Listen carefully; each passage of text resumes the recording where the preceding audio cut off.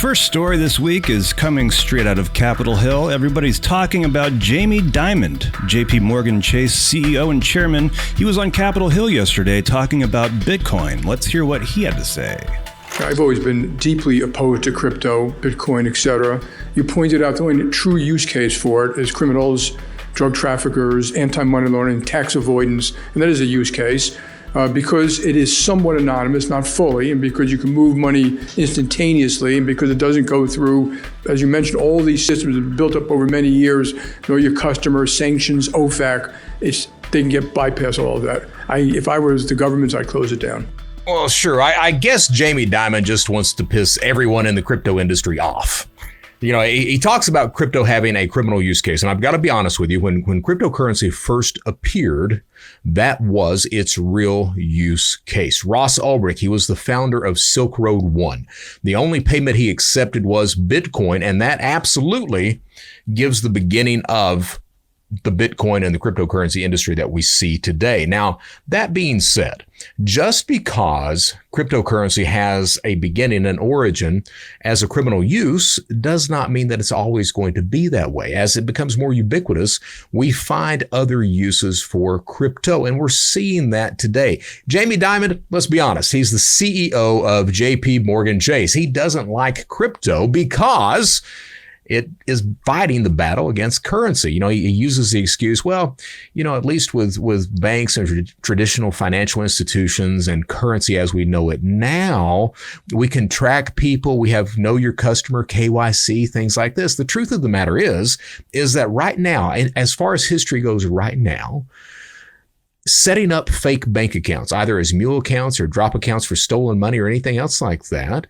it's never been easier than it is right now. KYC largely is a joke. And Jamie Dimon knows that. He just doesn't want crypto to be a competitor. So he's taking advantage of it right now. And because we've got Binance that's in trouble, we've got FTX. You know, Sam Bankman has been convicted. He's going to serve a lot of time. We've got all that going on, and Jamie Dimon is capitalizing on it. And got to be honest with you, I don't have a lot of respect for the man. Brian? This week I have a story for you out of my neck of the woods in California. A Sacramento man arrested after getting caught tampering with gift cards at Target. The discovery happened during Operation Bad Elf. Undercover officers were placed at Target stores in Sacramento to help curb retail theft. During one of their operations last week, investigators noticed a man acting suspiciously at a gift card rack. Authorities say the suspect was taking cards off the rack, doing something to them, and then putting them back on the rack. Officers confronted Ning Ning's son outside of the store and found 5,000 Target and Apple gift cards inside of his car. Back to you, Brett. So gift card fraud. We are in the holiday season. And one of the biggest gifts that's given around or given to people are gift cards, of course. And here's the thing.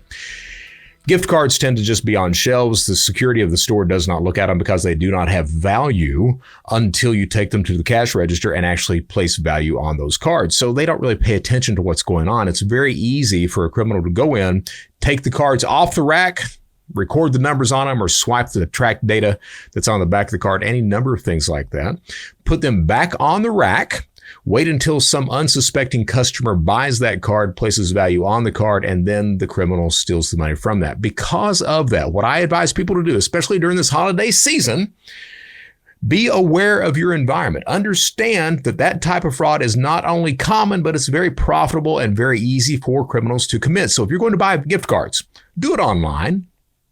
If you're not doing it online, do not pick up those cards at the counter or at the register that it's just the card that's sitting there. Make sure that it's in proper packaging. Make sure you examine the packaging to make sure that it's not been pilfered or opened or it's not altered in any way. More than anything, be safe out there.